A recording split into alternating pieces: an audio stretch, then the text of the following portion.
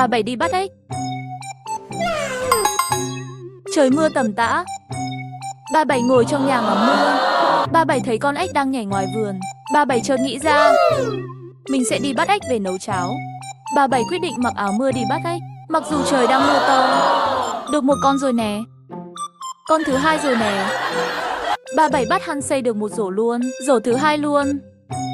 Bà Bảy gom lại được một thùng luôn rồi. Bà Bảy mang về nhà. Bà Bảy để ếch trong bếp rồi đi ngủ. Xuất hiện một bóng đen trong bếp. Sáng bà Bảy phát hiện toàn bộ ếch đã biến thành đất. Hóa ra là ông Bảy đã đổi. Nhớ bấm like và đăng ký kênh để theo dõi tập tiếp theo nhé.